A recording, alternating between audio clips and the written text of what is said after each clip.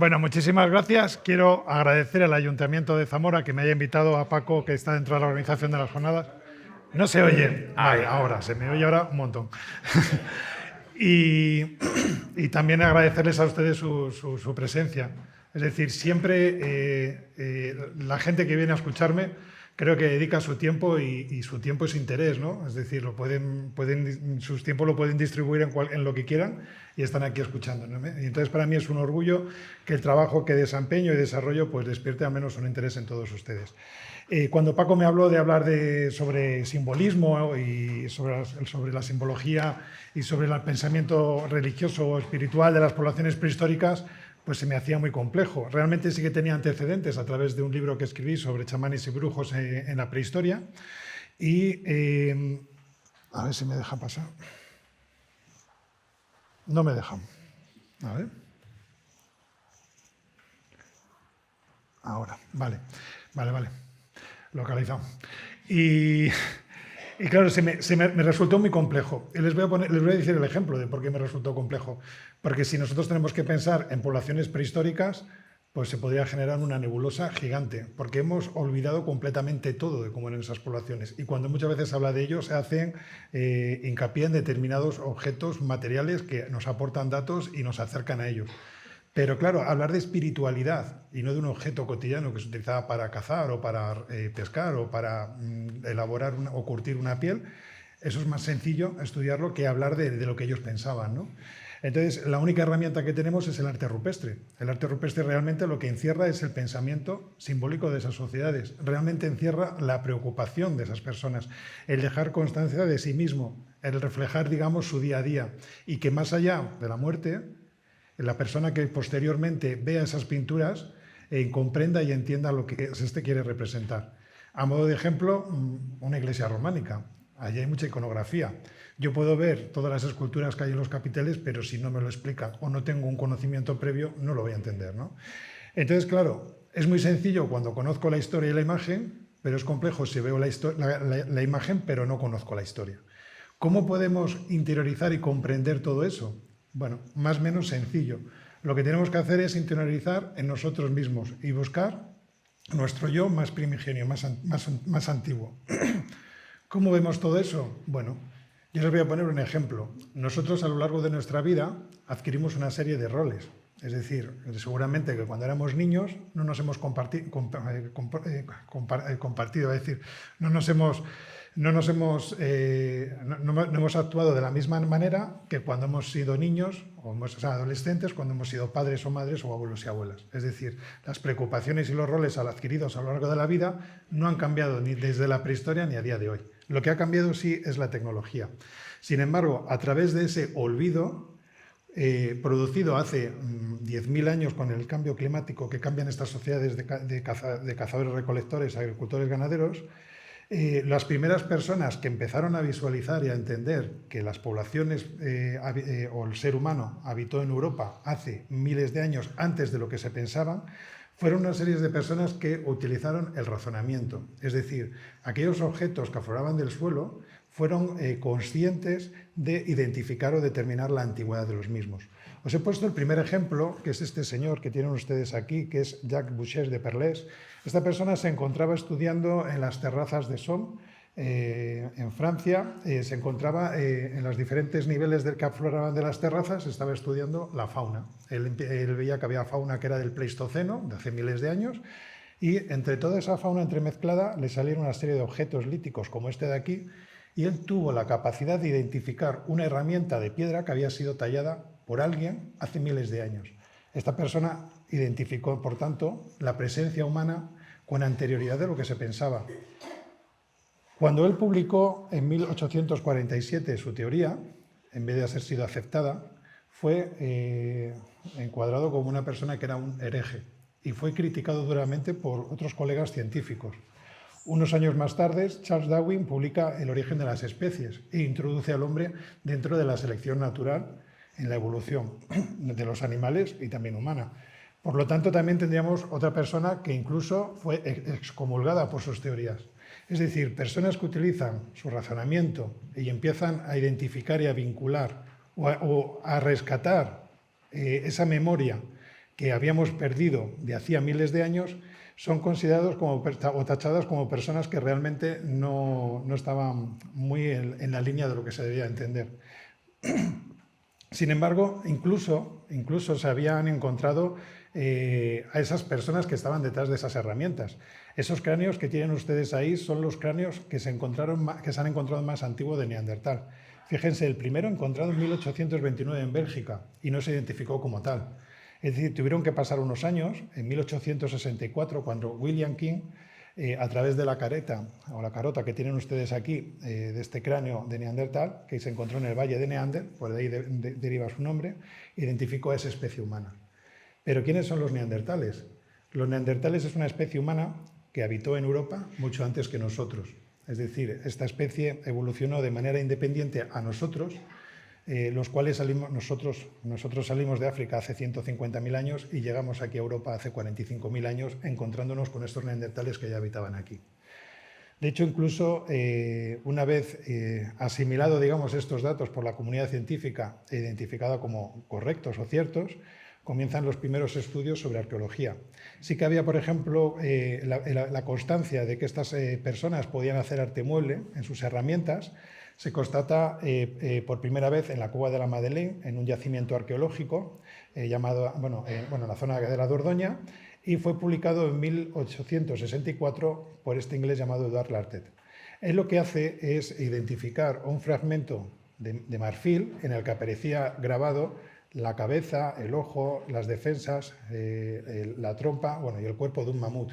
Claro, esa especie había desaparecido hace miles de años y se había sido grabado sobre una pieza de marfil que aparecía asignada a un determinado registro arqueológico. Por lo tanto, identificó como que estas personas podían hacer arte mueble. Ahora bien, ¿por qué hacían arte mueble, no? Esa sería la primera cuestión que el arte se planteó. Bueno, pues él identificó ese arte como un arte pastoril y de hecho llegó a decir que ellos hacían arte por el gusto de decorar las herramientas. Realmente esta no fue la primera pieza la que se encontró fue esta de aquí arriba, pero se encontró muchos años antes y se asignó en un principio como una pieza celta, cuando luego más tarde ya se asignó al Paleolítico. Por lo tanto, tenemos una cultura milenaria, unas poblaciones que habitaron hace miles de años, que tienen unas herramientas, tenemos a los neandertales que eran anteriores a nosotros, sabemos que los Homo sapiens, que somos nosotros, saben elaborar herramientas decoradas y unos años más tarde, en 1879, María Sáenz Autola, aburrida de ver a su padre cómo está excavando en la boca de Altamira, se adentra al interior de la cueva, mira en la bóveda de la cueva y se encuentra uno de estos bisontes que están ustedes viendo ahí abajo.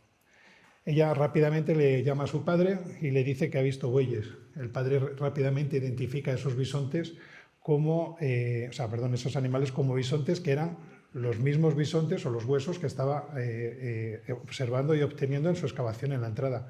Y rápidamente identificó esas pinturas como paleolíticas. Otra persona que fue denostada, porque decían que era imposible que unas poblaciones tan arcaicas pudieran hacer un bisonte como están viendo tan realista. A mí me llama mucho la atención cuando uno se adentra dentro de las cuevas y pese a todos estos, se adentra uno dentro de las cuevas y puede observar que durante época histórica se encuentran grafitis encima de las pinturas rupestres.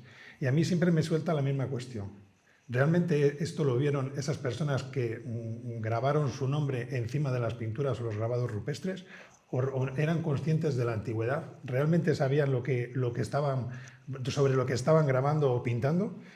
Realmente eso lo vamos a desconocer siempre, pero sí que tenemos que tener en cuenta que las personas que he mencionado con anterioridad fueron las personas que por algo, por un tema racional y por sus estudios, fueron conscientes de lo que estaban viendo y observando en ese momento, ¿no? Esos pioneros, que fueron los que empezaron o los que abrieron la puerta para desarrollar las investigaciones científicas que hoy en día tenemos.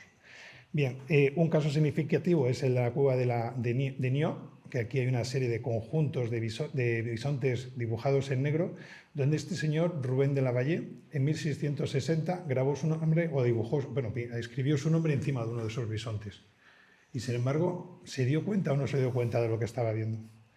Hace unos años, pocos años, en 2012, se empieza a aplicar una nueva forma de datar las pinturas. siempre se habían datado por carbono 14. Ese carbono 14 nos había indicado la antigüedad de las pinturas que estaban hechas con carboncillo, pero otras pinturas rojas y amarillas que se hacen con minerales era imposible de saber la antigüedad. Entonces se aplica el uranio torio, que es datar las costras que se forman por encima de las pinturas. Fue sorprendente porque en 2018 se publicaron 3 fechas de 3 pinturas diferentes correspondientes o pertenecientes a 3 cuevas que se encuentran, una de ellas en Málaga, que es Ardales, Cáceres, que es Maltravieso, y la Cueva de la Pasiega en Cantabria. Esas 3 cuevas con esas fechas de 65.000 años rápidamente asignaron las pinturas a poblaciones de Neandertal. Y de nuevo, ¿qué surge? Fíjense, 100 años después, o más de 150 años después de todos esos debates que habían tenido esos pioneros en arqueología, vuelve a surgir el mismo debate. ¿Los neandertales fueron capaces de representar arte o no? Siempre se había dicho desde el descubrimiento de Altamira que habían sido los Homo sapiens, es decir, nuestra especie directa, pero no los que habían estado antes que nosotros. Yo les cuento todo esto porque, claro, a la hora de hablar de chamanismo me tengo que decantar por neandertales o por sapiens. Entonces, ambas especies, debo de decir, que tendrían esa capacidad de abstracción. ¿Y qué es la capacidad de abstracción?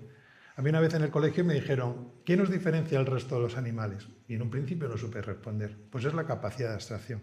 Ver cosas donde no las hay y sacar provecho de ello. Es imposible que un animal sepa sumar 2 más 2 y que sepa leer un 2, un signo de más y un 2, y bueno, signo de igual y 4, ¿no? Eso es propio en el ser humano y hemos sacado provecho de ello, por ejemplo, las matemáticas.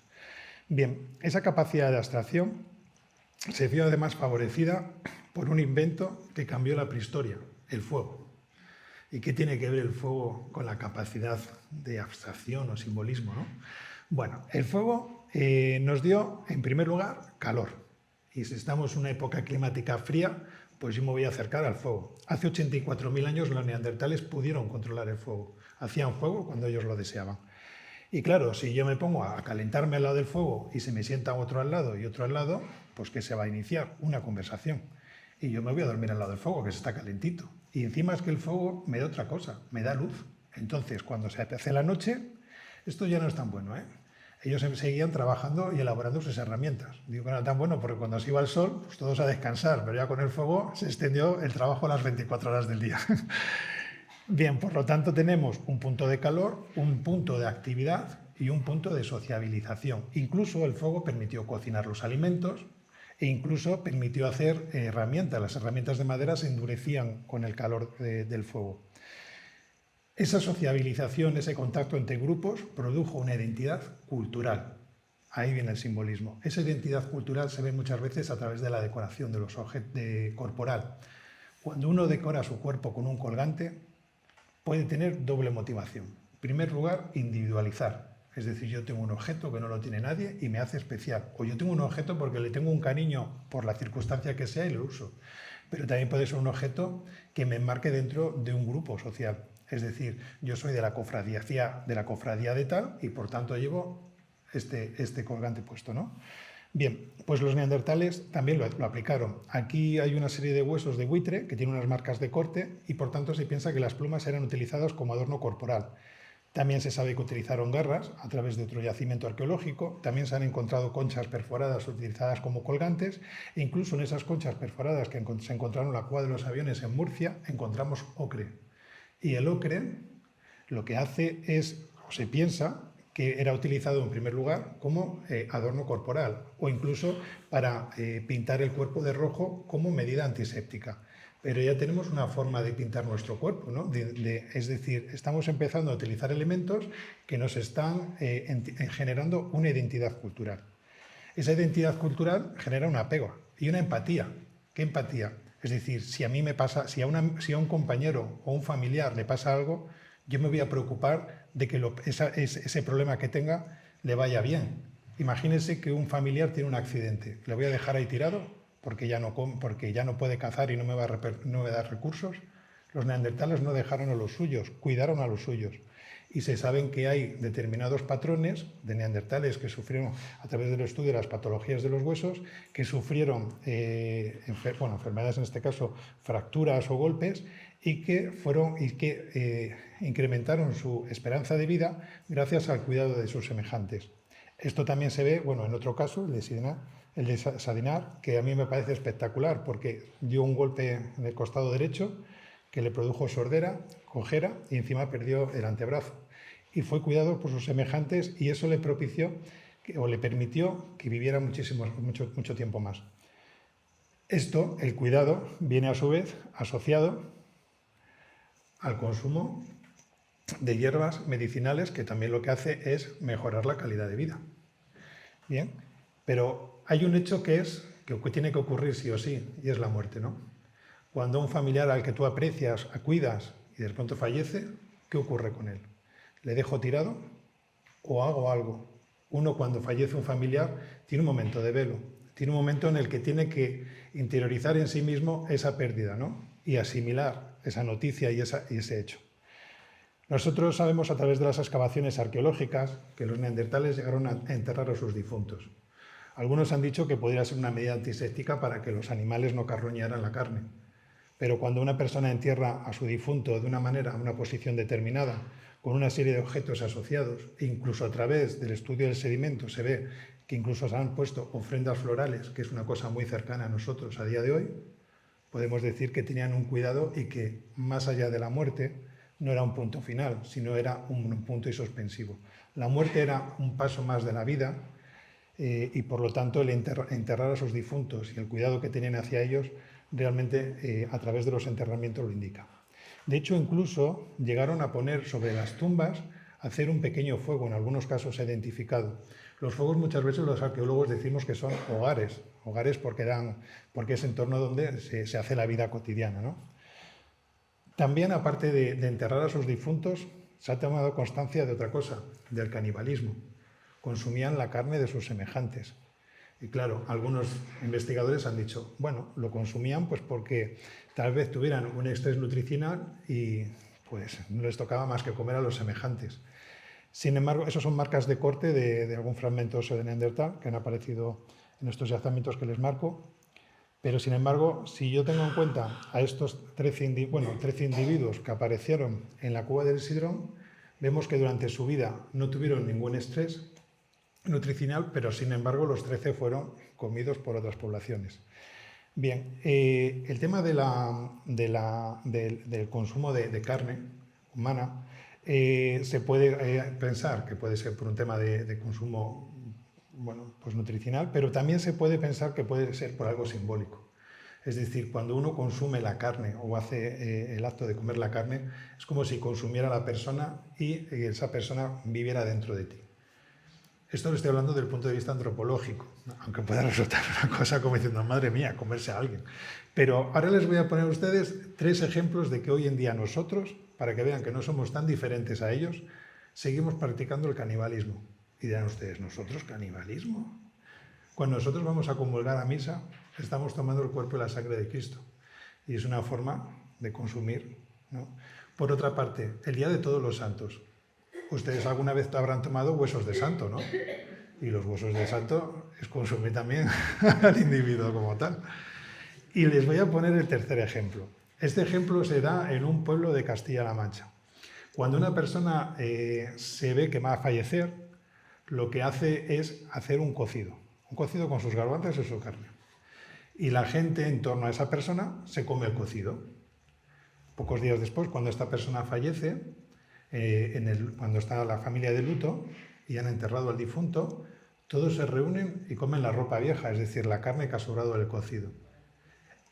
Digamos que en ese momento, esto ya es una aportación personal, es como que, lo digo porque a mí indirectamente me pasó con mi madre, con las comidas que había hecho, falleció y se quedaron. Y yo era consciente de que no iba a volver a tomar esa comida, porque es la última vez que la había hecho ella, ¿no? Y en este caso es igual, es decir, es como si ellos consumieran la última energía, el último hecho, el último acto de que ellos hayan hecho. Por lo tanto, el canibalismo no hay que verlo como algo que nosotros tengamos que comer directamente de esa persona, sino que muchas veces ese sentido velo que tenemos hacia la pérdida de nuestros difuntos lo podemos ver también en hechos constatables de hoy en día a través de la etnografía. El fuego nos dio algo más. Hemos dicho que nos dio cultura y sociabilización, pero nos permitió un nuevo acceso a un sitio nuevo, las cuevas. Iluminó las cuevas, el interior de las mismas. Esta es una cueva que se encuentra en Francia. Centenares de estalactitas y estalagmitas fueron fracturadas y se hicieron 3 círculos. Y en torno a esos círculos se hicieron una serie de fuegos como los que tienen ustedes ahí. Y además se pusieron fragmentos óseos de osos de las cavernas. Estamos hablando de un claro acto de simbolismo. Por lo tanto, los neandertales accedieron al interior de esta cueva e hicieron esas estructuras por una razón que desconocemos, Pero si ya están dentro de la cueva y usan ocre y tenemos unas fechas, podemos decir que también los neandertales decoraron el interior de las cuevas. Los neandertales desaparecieron en torno a los últimos neandertales se constatan hace 39.000 años en Gibraltar. Hace 40.000 años más o menos ya desaparecieron. Teorías muchas de por qué desaparecieron. Pero, estos son unos grabados que aparecieron justo por debajo de unos niveles o suelos asociados a neandertales, a los últimos neandertales. Y por tanto también esos grabados asignan a neandertales.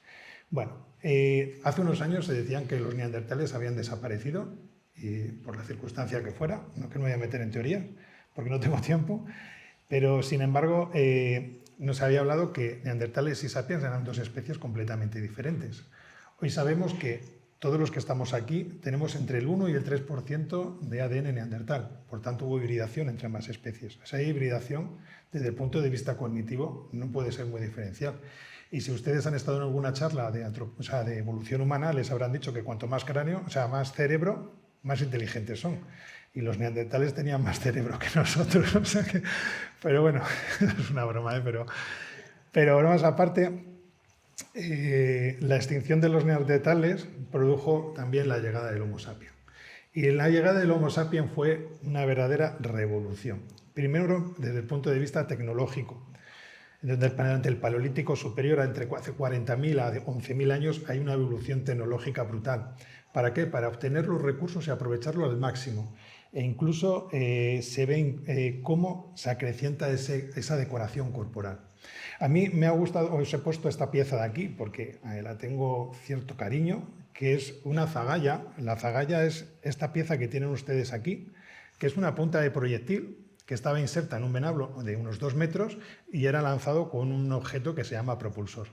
Bien, pues esa punta de lanza se fracturó en un momento determinado y lo que se hizo fue perforar y utilizar como colgante. Es decir, objetos cotidianos que usas de manera continuada genera un apego y se guardan. Y seguramente que ustedes tengan también algún colgante o algo que tengan apego a ello y que lo usen porque tienen cariño, ¿no? Pues una actividad que hoy en día nosotros desarrollamos, ellos también lo llegaron a desarrollar. Pero además también hicieron otra cosa sorprendente, objetos que ya no tenían una finalidad tecnológica, objetos que los hicieron como este de aquí, que es una representación femenina con el sexo bien marcado en los senos, que tendría una finalidad. Habitualmente se ha hablado de que esa finalidad sería la fecundidad. También se ha hablado de la madre tierra y de un largo etcétera. Me gusta destacar una cosa, y luego lo vamos a ver otra vez. Tiene el sexo muy marcado, pero carece de cabeza. El anonimato. ¿Por qué? Porque lo que se quiere representar es la figura de la mujer. También enterraron a sus difuntos, pero hay menos constancia que con los neandertales. Varias teorías. Cremación, dejar los restos, los difuntos a la intemperie, que no fueran enterrados en el lugar de ocupación, en las bocas de la cueva, sino al aire libre. Y los escasos ejemplos que tenemos serían como este, que sobre todo se localizan en el este de Europa, donde la decoración corporal y los objetos asociados son muchísimo más numerosos que con los neandertales. Es curioso, porque yo le he dicho antes que cuando alguien fallece, lo suyo es enterrarle para protegerle. Pero, sin embargo, podían haberlo depositado al aire libre para que se lo comieran las alimañas. Y ustedes pueden decir, madre mía, qué locura, ¿no? Pero si yo tengo en cuenta la antropología y veo que hay otras sociedades que dejan los cuerpos de los difuntos a la intemperie para que se lo coman las alimañas y que les dejen, digamos, que coman la carne y les dejen el hueso, lo hacen por una razón también simbólica. Y si tenemos en cuenta el chamanismo, que era un tema que me dijo Paco que hablara sobre ello en esta conferencia, los chamanes consideran la muerte no en el momento que se inhala, es decir, el momento que se produce la muerte como tal. La muerte se inicia en ese momento, la putrefacción del cuerpo es el momento, el periodo en el que se produce todo el periodo de la muerte, y cuando el difunto se convierte en hueso, es en ese momento, porque es lo que queda en la tierra, es en ese momento cuando se ha producido la muerte. Entonces, dejar a la intemperie un cuerpo y que se consuma por las alimañas lo que hace es acelerar el proceso de la muerte. Esto no quiero decir que lo hicieran los paleolíticos, es una semejanza. Bien, por lo tanto, el arte también produjo cohesión social. Cohesión social muy significativa porque si tienen ustedes en cuenta lo que estas representaciones de manos que tenemos en las cuevas, a mí me gusta marcarlas muy bien porque son muy significativas. Las manos las encontramos tanto de mujer, de hecho, por ejemplo, en la cueva del Castillo en Cantabria la mayoría de las manos representadas son de mujeres, de hombre e incluso infantil. ¿Qué estamos hablando? Que el primer arte no discriminaba ni de sexo ni de edades. Y además era un arte colectivo. Es decir, en esta representación que tienen ustedes ahí, 1, 2, 3, 4, 5 personas, 5 manos. ¿Bien? Y encima hay de hombre, mujer, niño y una de estas, de aquí que tiene una mano, que es una mano, esta mano, tiene en esta parte de aquí una línea roja representada, es decir, una pulsera. A mí me hace recordar como si fuera un retrato familiar y que ha quedado ahí perenne a lo largo de los milenios. Y de hecho, cuando digo a lo largo de los milenios es significativo porque muchas veces es como si cuando uno representa la mano en el interior, en el interior de una cueva y deja ahí el negativo, es como si dejara constancia de sí más allá de la muerte. Y cuando uno deja constancia de sí mismo, tiene conciencia de sí, que es otra cosa que nos humaniza. La abstracción, la empatía, que hemos visto con el cuidado de los difuntos, y la conciencia, es decir, quiénes somos y cómo superar la barrera de la muerte para dejar constancia de nuestro propio conocimiento. Es así realmente como surge el arte rupestre. Bien, el arte rupestre lo podemos encontrar normalmente, la mayoría de las representaciones que hay son signos. Signos, por ejemplo, como estos de aquí arriba, que llamamos macarroni, que se realizan pasando los dedos de las manos, que era lo que hablaba Paco antes, que que tiene ahí el pobre un aspecto muy negativo de esa visita en esa cueva. Y abajo, por ejemplo, aparece una serie de signos que están punteados con el dedo, o también con un tampón, que es un trozo de cuero que se va empapando y se van haciendo una serie de puntos. Y también pues, podemos encontrar también signos de forma geométrica. Yo os he puesto en comparativo estas dos figuras de dos masáis que tienen representados también esos trazos hechos con los dedos o esas puntuaciones en la cara. Eso no quiere decir que lo que encontremos en las paredes tal vez también sirviera como decoración corporal. Lo que pasa es que es algo que no se ha llegado a constatar a día de hoy. También realizaron animales, sobre todo animales herbívoros, es decir, ciervos, ciervas, cabras, caballos, bisontes, uros o toros. Y luego, por ejemplo, dependiendo de dónde nos encontremos, habrá más predominancia de unos y otros. Si estamos en Francia, podemos encontrar, por ejemplo, cuevas que tienen numerosas representaciones de mamuts, cuando, por ejemplo, en el norte de la península ibérica apenas hay más de 5 representaciones, y si vamos aquí a Sierra Verde o Ocoa no vamos a encontrar ningún mamut representado, ¿no? Luego los animales que se representan en cada área geográfica, es decir, si son cabras, ciervos, caballos, etcétera, siempre se repite el mismo tema. Lo que sí es verdad que a veces hay más predominio entre un animal u otro dependiendo del periodo cultural en el que estemos estudiando, y la técnica aplicada también será diversa. Este cierva que tenéis aquí, que es de la cierva de Covalanas, está aquí representada, no sé si la llegaréis a ver, está aquí la cabecita, las orejas, el lomo, cuarto trasero, el vientre, las patas delanteras y el pecho, que está hecho con tamponado, es decir, con un tampón de cuero se han hecho los dedos, los puntos, realizando un contorno de puntos discontinuos. Y arriba tenéis los bisontes de la cueva de la Covacilla, que se realizó con diversidad de técnica. carboncillo, la pared era arcillosa y también lo que se hizo fue frotar sobre la misma, un raspado sobre la pared para generar el contorno del animal y finalmente se volvió a pintar en rojo e incluso grabar determinadas partes del animal con un buril, como son la silueta de los cuernos, el ojo, etc. También, aparte de la figura, tienen un especial interés en el volumen. Bien, el volumen a través de rellenos internos de los animales que le generan una mayor volumetría o la diferenciación de colores, como es este caso de la cueva de Lascaux, o aprovechando el volumen natural de la roca. Es decir, aquí no se aprecia muy bien en la foto, pero esto digamos que sería como una concavidad que hay en el techo de Altamira que fue aprovechado para la representación de estos bisontes. Si tenemos en cuenta esos volúmenes que ellos aprovechan unido a otras fórmulas que ellos utilizan, como en este caso en la cueva de Chauvet, el repetir la representación de la cornamenta del bisonte para generar ese movimiento, o incluso la del felino para generar también ese movimiento de ese animal que está corriendo. Bueno, este es el panel general. Y aparte, además, tenemos que tener en cuenta la luminosidad dentro de la cueva. Tenemos un espacio completamente oscuro, sin sonido. Cuando uno entra dentro de una cueva, lo primero que siente es humedad, oscuridad y ningún tipo de sonido, olor, etc. Es más, si entráramos dentro de la cueva y estuviéramos con alguien que tiene un perfume, seguramente fuera de la cueva no nos diéramos cuenta y cuando estemos dentro le vamos a oler ese perfume porque es lo único que se huele dentro de la cueva, ¿no? Es decir, nos quita los sentidos, pero también nos proporciona que esos sentidos se agudicen en el momento en el que se constata algo. En este caso, si nos vemos privado de luz y damos un punto de luz en concreto, esa luz va a tintinear, se va a mover, y entonces si tenemos una panza sobre la pared sobre la que se ha realizado un animal y justo ponemos la luz debajo, esa luz se va a mover, el volumen se va a mover y por lo tanto le va a dotar de movimiento a ese animal. Eso es una escenografía propia que ellos aprovechan y utilizan. Incluso la acústica dentro de la cueva. Los espacios decorados suelen ser lugares que tienen muy buena acústica.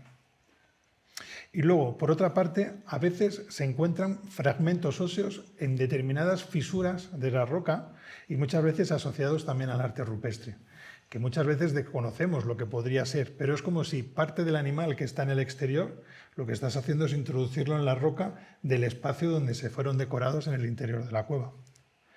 Luego los espacios son diversos. Tenemos unos espacios que llamamos públicos y otros que son privados. Por ejemplo, este que tenemos aquí, que es una cierva que está mirando hacia arriba, con el lomo, patas traseras, el vientre, las patas delanteras y el pecho, que está en la cueva del Pendo, se encuentra en un gran friso de 19 metros y frente a este, lo que es un yacimiento arqueológico.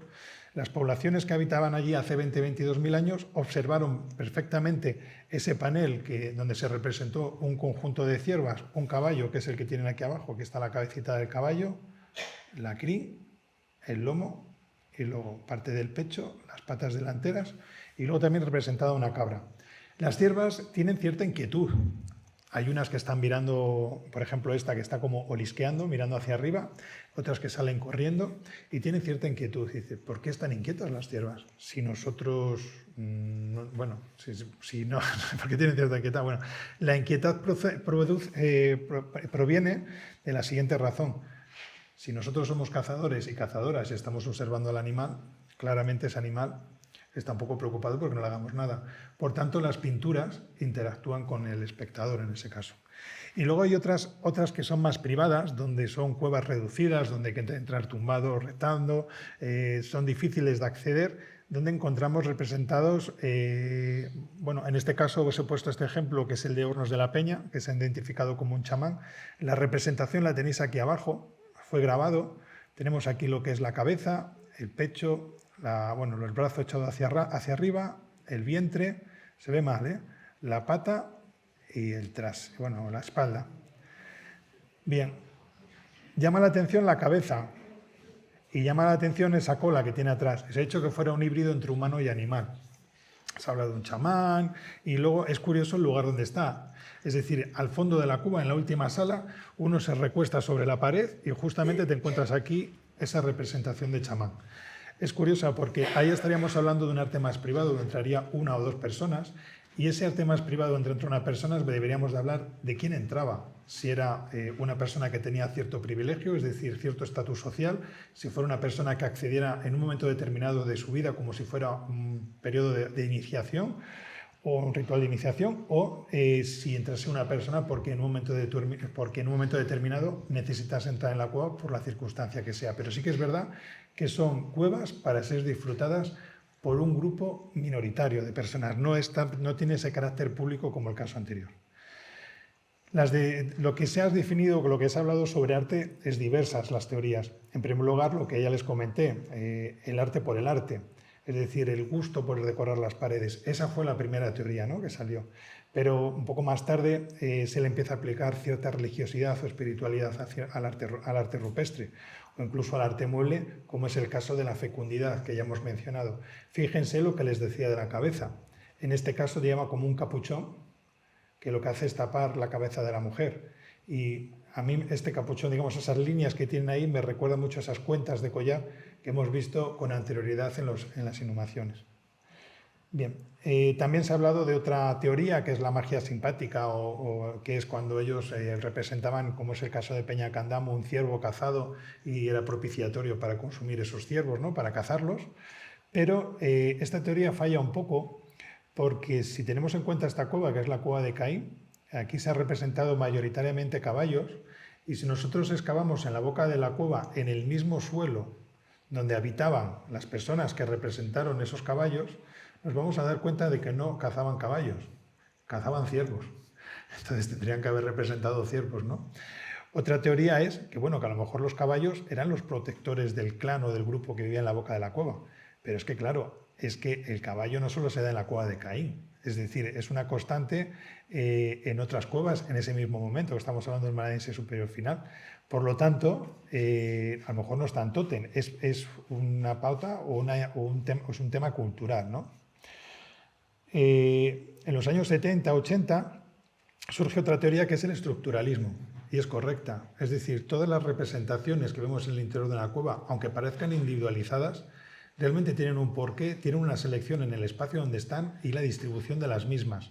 Os he puesto un ejemplo que es la cueva de Coalanas, que vuelve otra vez a repetirse el patrón del pendo. Cuando uno accede por esa cueva, los animales se comportan de manera que parecen salir huyendo de nosotros, percatarse de que estamos llegando por el estrecho corredor por el que se circula para llegar hasta las pinturas, e incluso cuando llega a la sala final y uno se asoma justo por aquí debajo y observa estas dos ciervas arrancan a correr. Y de hecho utilizan algo que es sorprendente, utilizan el espacio de la cueva como si fuera un espacio tridimensional. Es decir, utilizan lo que son líneas de fuga. ¿Por qué? Porque las paredes, digamos, de la cavidad se van estrechando según avanzamos. Eso se utilizó en el Renacimiento, la línea de fuga. Y aquí, hace 22.000 años, se está utilizando en esta cueva, hace 22.000 años. Si yo me asomo y las ciervas corren hacia el fondo, corren hacia el interior. Bien. Y luego, por otra parte, otra de las teorías que tenemos es el chamanismo. Bien. Para los chamanes, y esto se ha visto, las paredes que están decoradas realmente es una membrana, una frontera entre el mundo terrenal y el mundo espiritual. En este caso os he puesto un ejemplo de la cueva de la Pasiega. En la cueva de la Pasiega, tras recorrer una galería angosta por la que tiene uno que ir tumbado y reptando, que centenares de animales recorren tu cabeza constantemente, llegas a un laminador que gira hacia la izquierda y al fondo del laminador te encuentras una serie de signos que tienen aquí representados y de ahí, de esos signos en adelante, todos los animales representados corren hacia afuera y vuelve otra vez esas dos líneas de fuga. Cuando uno se asoma parece que los animales le van a atropellar. Es decir, es como si dentro, en el interior de ese espacio, brotaran todos los animales. Es curioso, porque volviendo al tema de la membrana, hemos visto las manos. Por ejemplo, para los bosquimanos, ellos siguen representando las manos. Y ellos piensan que las paredes son esa membrana entre el mundo terrenal y el mundo espiritual. Cuando ellos representan las manos y soplan el pigmento rojo, este pigmento, digamos, lo que hace es cubrir o hacer un círculo completamente rojo. Es decir, tu mano por un momento desaparece. Es como si hubiera invadido el otro espacio. Cuando uno quita la mano de la pared, es como si regresara y quedara constancia de ese momento en el que tú has estado en el interior o en el mundo espiritual. Para ellos, para los bosquimanos, desde el punto de vista antropológico, sería el significado de por qué representan las manos en las paredes. Luego en las cuevas hay cosas que nos llaman mucho la atención. Por ejemplo, este cráneo de oso que aparece en este bloque calizo. Este se encuentra justamente en la imagen que les enseñé yo, donde aparecía ese felino corriendo o ese rinoceronte con la cornamenta representada en varias ocasiones. Bien, el oso se repite en ocasiones, se repite en las cuevas. Por ejemplo, tenemos otro caso como Troafer, donde se modeló en arcilla un oso y posteriormente con una pica de madera fue, golpeado durante numerosas ocasiones, generando todos esos orificios e incluso representando con los dedos la sangre que brotaba del cuerpo del animal. Aquí estaríamos hablando de un animal que ha sido cazado o abatido. Esto mismo en Troafer, que se encuentra en dos casos, también se constata en la cueva de Montespan, también en Francia. También se modeló en arcilla un oso. Asociado a este aparece un cráneo que se piensa que estaría justamente aquí arriba y la superficie, que está muy patinada, se piensa que sobre esa superficie arcillosa se puso una piel de oso. Y a su vez también aparecen picas, es decir, golpes con una pica de madera en torno a lo que es el cuerpo arcilloso del animal. Lo que les quiero transmitir aquí del oso que vemos que ha sido cazado en el interior de las cuevas es algo que nos ha llegado a día de hoy a través de la etnografía. Yo no quiero decir que sea lo mismo, pero sí quiero decir que al final, etnográficamente, esto se vuelve a repetir. Esto es una festividad, como otras que se celebran aquí en Zamora, que es la Viajanera, que se celebra el primer domingo de año, que los zamarrones lo que hacen, que aquí son zamarrones, lo que hacen son pues la caza del oso. No quiero decir que sea lo mismo, pero es un patrón, digamos, que se vuelve a repetir. Los chamanes, digamos que son los mediadores entre el mundo terrenal y el mundo espiritual. Y los chamanes, digamos, tienen un periodo de aprendizaje, luego una muerte, el paso por el mundo de los espíritus y resurrección. Realmente hablar de muerte en el arte rupestre es complicado porque hay pocas evidencias sobre ella. Yo les he puesto un ejemplo que se encuentra en la cueva de Chauvet, en la cueva de Lascaux, perdón. Está en una zona profunda, bajo un pozo donde tienes que bajar unos 6 metros y te encuentras esta representación de una figura antropomorfa caída en el suelo con este bisonte que le ha batido y que parece ser que las tripas le salen porque ha sido cazado con un venablo y cuyo propulsor, que es el objeto con el que se lanzan las lanzas o los venablos de madera, está dispuesto justo a la de esta persona. Que, aquí les he puesto un propulsor similar al que se piensa que estaría representado. Bien, ese paso entre la muerte y la vida del chamán se puede ver también o apreciar en determinadas cuevas, como esta que tienen ustedes aquí, la cueva del Linar. La cueva del Linar es una cueva para mí muy interesante, porque es una cueva que tiene un acceso que se divide en dos ramales. En el ramal de la derecha encontramos una sala muy angosta por la que hay que entrar tumbado, y si uno se pone boca arriba encuentra una serie de grabados que simplemente fueron realizados directamente sobre el techo. Sin embargo, en el otro ramal encontramos dos orificios que tienen forma vulvar y de hecho en ambos orificios se han realizado una serie de grabados en el contorno que son los que tenemos justamente aquí. Bien, para acceder por esos espacios tenemos que tomar una postura muy semejante a cuando uno nace. Si yo me introduzco por ambos orificios, es decir, primero por este, luego por este, y llego a la sala final de la cueva, aquí solo pueden acceder dos personas. Si tuviéramos en cuenta lo que es el chamanismo, que no quiere decir que sea lo mismo, o sea, que tenga que ver, es como cuando yo me introduzco hacia la persona que me inicia y cuando yo salgo es como si volviera a renacer. Los chamanes, el contacto que tienen es a través del trance, es a través del trance cómo contactan con los difuntos. El tema del chamanismo y la prehistoria fue estudiado por Jean-Claude y Levi Williams, y ellos identifican 4 estadios del trance que se ve claramente, o pienso que se ve claramente en esta cueva, que es la cueva de las chimeneas. En primer lugar, dicen que el primer estadio del trance es ver una serie de signos. En las chimeneas yo recorro una galería, al final de esta galería me topo con todos estos signos que están ustedes viendo de forma rectangular. Cuando yo me introduzco por aquí dentro, lo primero que encuentro son el estadio 2, imágenes. Bien, y una vez avanzado un poco más, que tiene como una forma de túnel o galería, llego a una pequeña sala donde me encuentro 5 ciervos representados que según su cornamenta son representados en diferentes momentos o edades de su vida. Es decir, desde la plenitud, que es este ciervo, a un ciervo senil, bueno, y este que sería el más pequeño, ¿no? El más infantil. En el cuarto estadio es cuando las imágenes empiezan a tomar vida, cuando se mueven y cuando se ven reflejadas en las paredes. Es espectacular esta sala reducida donde entran como sumo 2 personas, verlas iluminadas y la acústica que tiene. Volvemos a hablar otra vez de esa puesta en escena que tienen las cuevas y que las poblaciones prehistóricas utilizaron para representar su arte. Por otra parte, el chamán muchas veces se tiene que servir de sonidos para, digamos, favorecerle en el trance. Y nosotros, por ejemplo, hemos visto la existencia de objetos musicales como son las flautas, silbatos, o esta que les he puesto, la representación de la Venus de Lausel, que tiene un cuerno en la mano y que algunos han interpretado como si fuera un objeto también sonoro.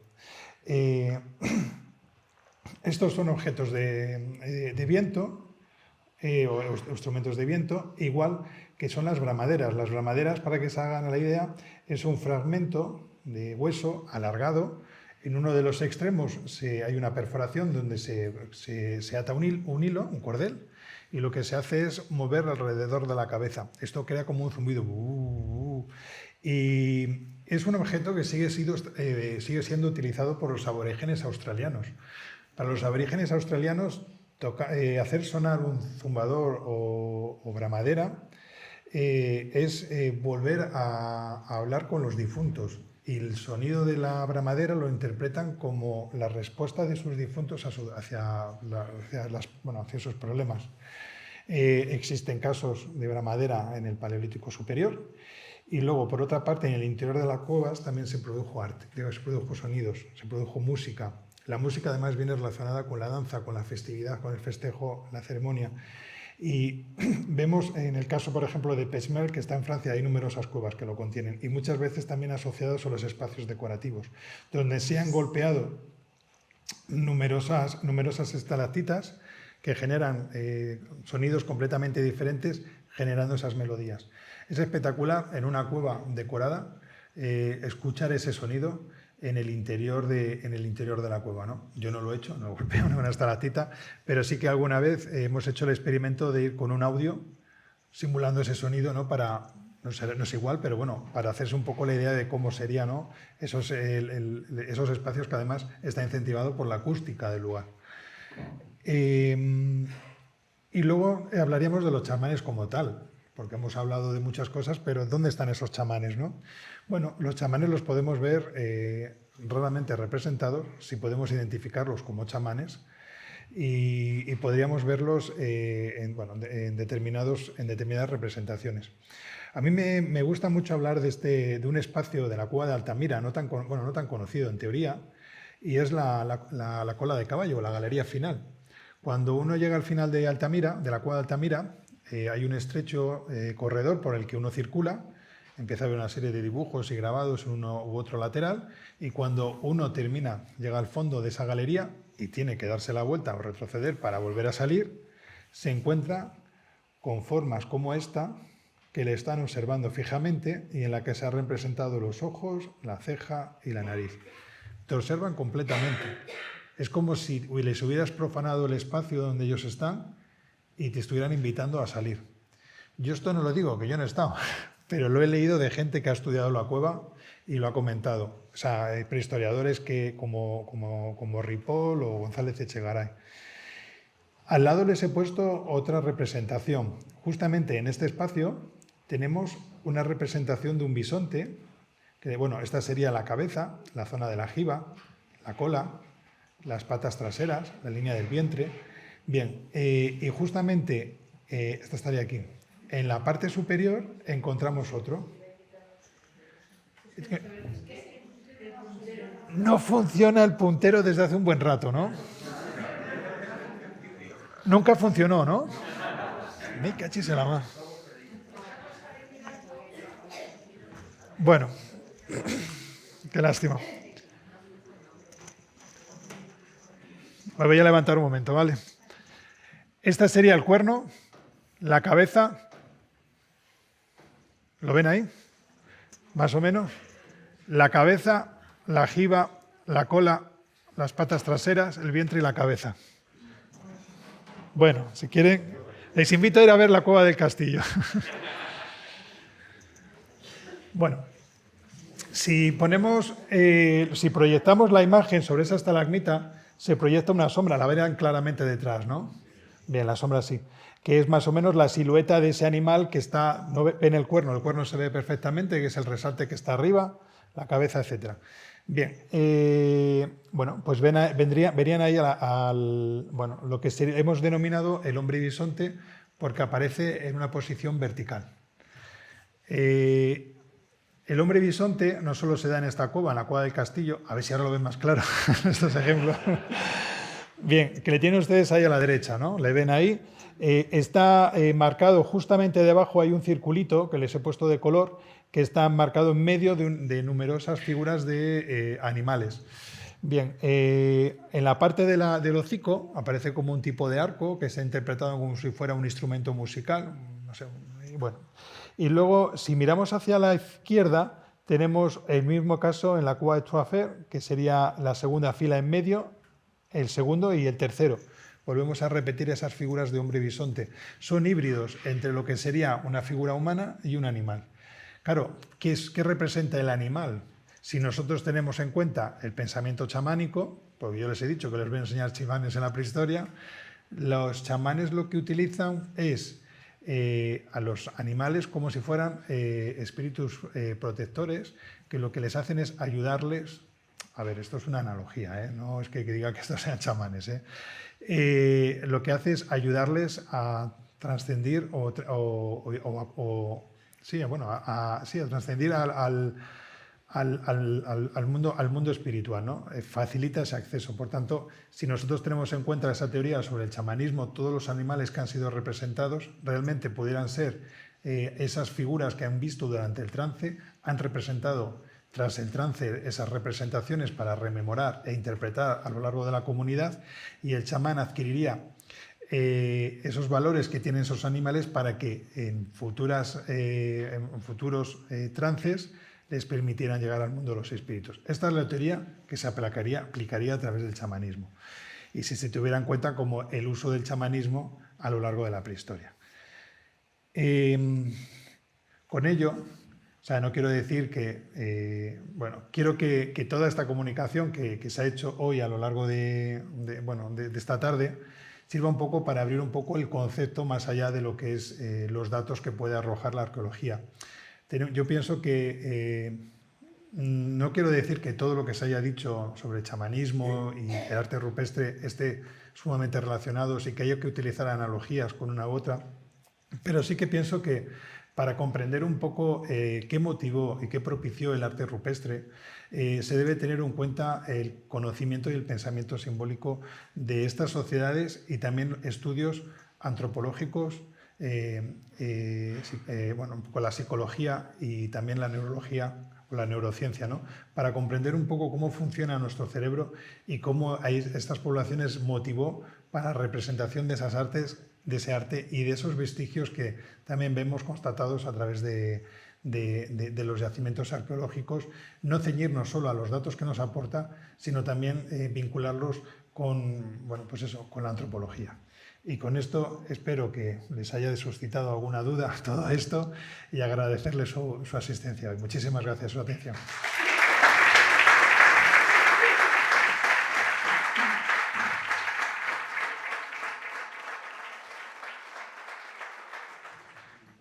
Mira, yo cuando me metí con todo esto, estuve mirando. A ver, yo me ceñí al Paleolítico. sí que es verdad que a partir del Neolítico hay evidencias del consumo de drogas. Yo miré mucho sobre el Paleolítico. Bueno, Paleolítico medio no creo que haya nada, pero no hay evidencias que indiquen el consumo de drogas. Por lo tanto, para provocar o inducir el trance. Por lo tanto, yo no puedo apuntalar que eso se produjera así. O sea, que se tome el consumo de drogas para facilitar el trance. Pero sí que puedo, por ejemplo, si la práctica del chamanismo se aplicó durante la prehistoria, sí que se puede decir que, por ejemplo, el tema de la privacidad de los sentidos en el interior de la cueva, el sonido puede ser del tambor o del golpeo de la estalactita, la flauta, etcétera, te puede incentivar, digamos, a ese trance, ¿no? Digamos que que no se tenga constancia del consumo de drogas no significa que tal vez se produjese. Sí que es verdad que, por ejemplo, los análisis que se han hecho del sarro, de los restos óseos que han aparecido, a día de hoy no han dado como tal el consumo de drogas. Sí de medicinas, como he hablado antes, pero no de eso. Entonces no te sabré decir que sí porque se desconoce. No, yo te lo explico perfectamente, porque yo estuve con el equipo cuando cogieron las muestras. Entonces yo te lo explico perfectamente. El signo, bueno, me tendría que ir al fondo de los fondos, pero el signo, a ver si consigo el signo, ¿vale? Ya llegué. Vale, mira, ahí, no se ve el ratón, maldito ratón. Paco, ¿me puedo levantar? ¿Me puedo levantar, Paco? Sí, claro. Vale, mirad. El signo es este que tienes justamente aquí, ¿vale? Bien. Lo que se data es una costra que aparece justo encima de lo que es esta línea gruesa que aparece en el signo. Bien. Ahora bien, esta serie de puntos que aparece justamente aquí no se ha hecho en el mismo momento. Se ha hecho en un momento posterior. Y luego, aquí hay el cuarto trasero de un animal y justo aquí no se ve en la imagen, hay más o menos, es la misma especie, la cabeza florece, o sea, viene hacia acá, ¿vale? Por tanto, este animal tampoco se ha hecho en el mismo momento. Es decir, tú tienes un signo donde se han ido representando cosas encima de ese signo, pero no es una cosa que sea extraña. Es decir, en el arte rupestre ocurre, es decir, aparecen superposiciones de figuras unas encima de otras que parece completar. Yo siempre pongo un ejemplo. Una pared de arte rupestre es como si fuera un bodegón. Es decir, yo un día represento una manzana, mañana Paco representa una jarra de agua y sucesivamente ustedes pueden representar lo que quieran.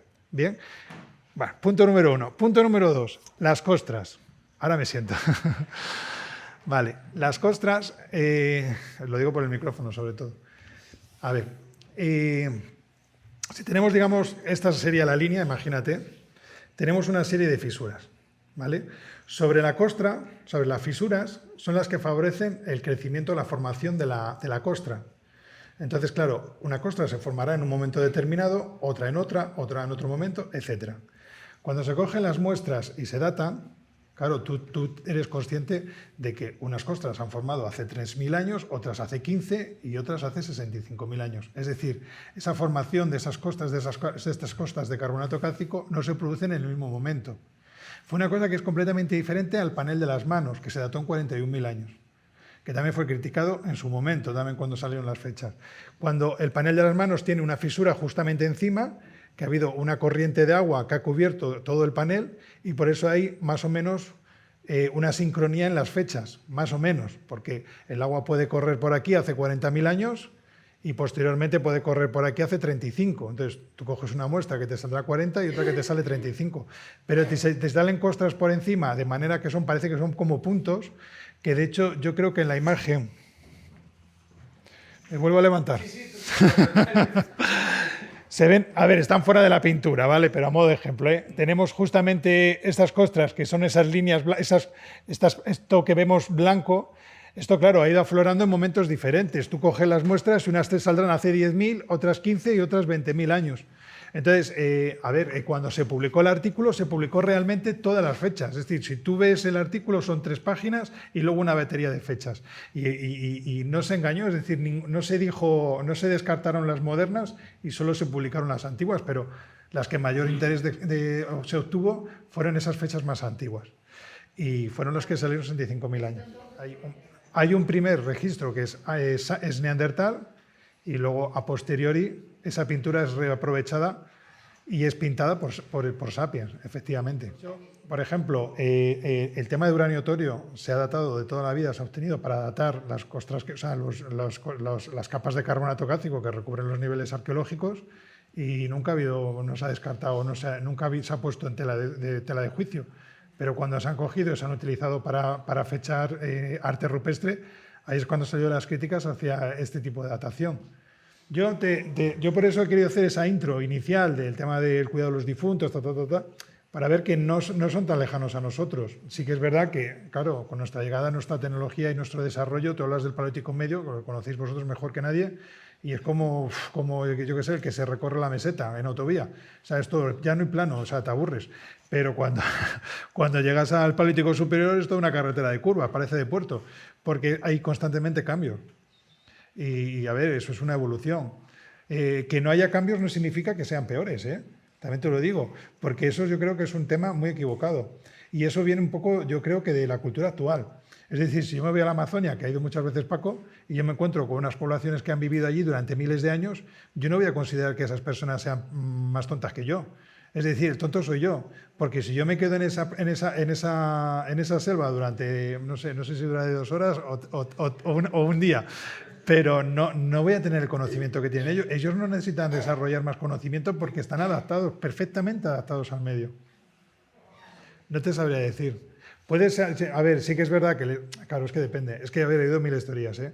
Que si el espacio es el que es y que accedieron por un determinado lugar y por lo tanto el bifaz sí o sí es ritual o simbólico, o que pudiera haber otro posible acceso que fuera más sencillo de que todo el sedimento se hubiera caído por allí y hubiera arrastrado incluso parte de los restos óseos. Es que yo he oído miles de historias, y que, o sea, de teorías, que es lo de, y que posiblemente eso no sea tan ritual, sino que proceda, digamos, de ese sedimento que se ha ido moviendo.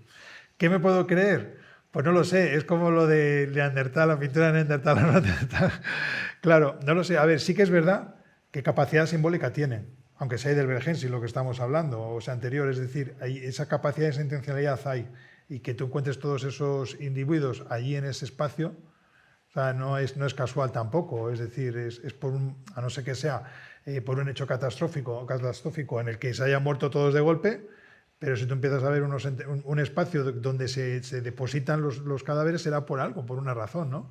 Entonces, ya más allá de si lo del bifaz puede o no puede ser, yo, a ver, no digo que no tenga por qué ser, es decir, que puede ser que el bifaz tenga cierto significado votivo, ¿por qué no?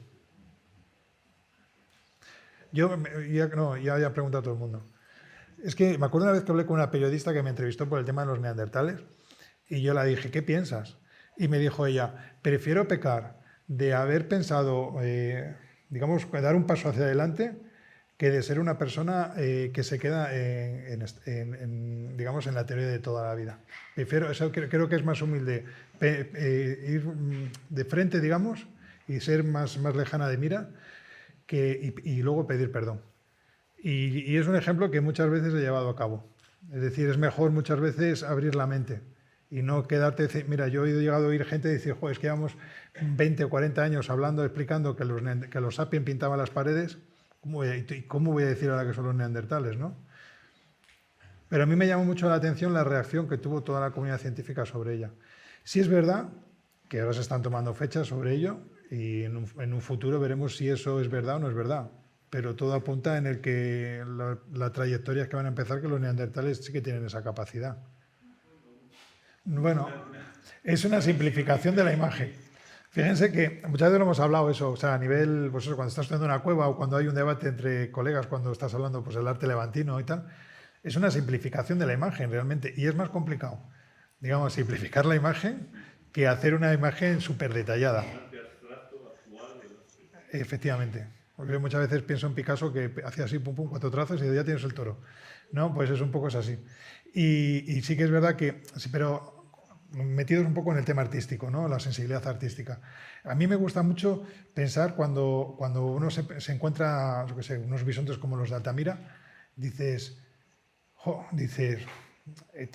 ¿hacían arte o no hacían arte? Dices tú, bueno, estos hacían figuras pues para explicar cosas, ¿no? Pero hombre, el que pintó Altamira tenía sensibilidad, porque se puede haber limitado a hacer un animal que se pareciera a un bisonte, ¿no? Entonces sí, también depende de la capacidad artística de la gente. Vale. Bueno, esa cueva está abierta. Bueno, está abierta. De hecho, tiene esos grabados hechos con arcilla y es una pena porque alguna vez lo hemos denunciado porque hacen rutas espeleológicas. No justo en ese sector, pero pasan cerca. Y, a ver, realmente allí lo que hay es no tiene casi nada, tiene una serie de trazos que se han hecho sobre la arcilla, sobre el soporte arcilloso de la pared, y luego continúas hacia una galería que va hacia abajo y a la izquierda hay una serie de grabados representados en la pared. Los trazos realizados con los dedos es casi imposible saber cuántos años tienen, porque es algo que se lleva a cabo desde los 32.000 hasta los, vamos a decir, 12.000 años, los puedes ver en el interior de las cuevas.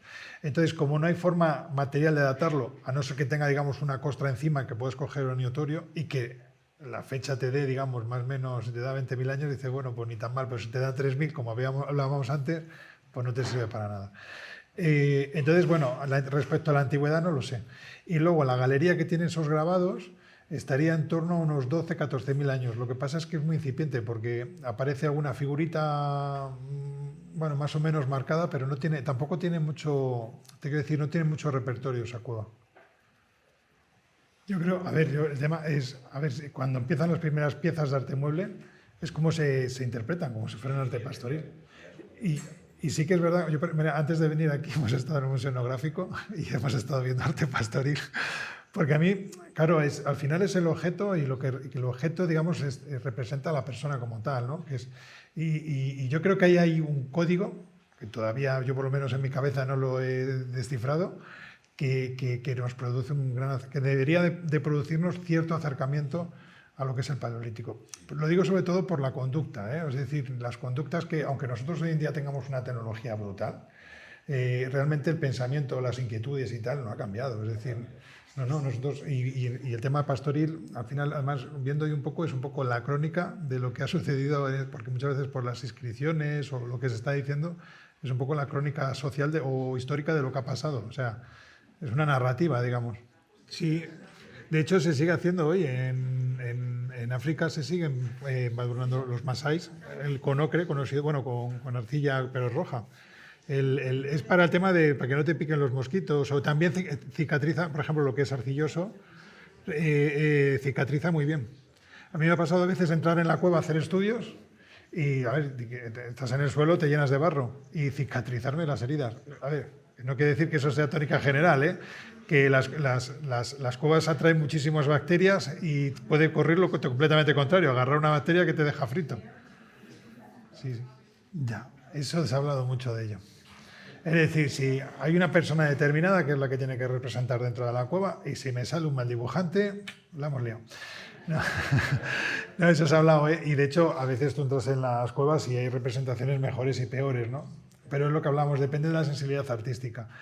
Es complejo, es complicado, pero sí, o sea, es complicado saber si es una persona determinada la que lo representa o no. Por ejemplo, si hablamos del mundo chamánico, sería el chamán el que debería de representarlo porque es el que está haciendo, digamos, la representación de la visión que tuvo durante el trance. Pero claro, si estamos hablando de cualquier otro motivo, es más complicado. Sí que se ha dicho que normalmente sería eso, el chamán o tal, una persona determinada, el que entraría dentro de la cueva y representaría. Pero es una teoría, o sea, que muchas veces no tiene por qué ser así. Y a veces también se ha hablado que podría ser la persona destinada a la que tuviera esa sensibilidad en hacer. Sí que es verdad que se ve en muchas ocasiones que el trazo, digamos, que se está haciendo, o el grabado o el dibujo que se está haciendo en el interior de las cuevas, es un trazo muy seguro. Es decir, la persona que lo realiza ha tenido una práctica previa, que ha desarrollado, tiene muy interiorizada cómo hacer esas imágenes y a la hora de introducirse dentro de las cuevas lo que hace es representarlo. Y muchas veces utilizan las formas naturales de la roca como líneas guía que les permite, digamos, contornear y terminar mejor la figura. Bueno, oye Dani, pues la verdad que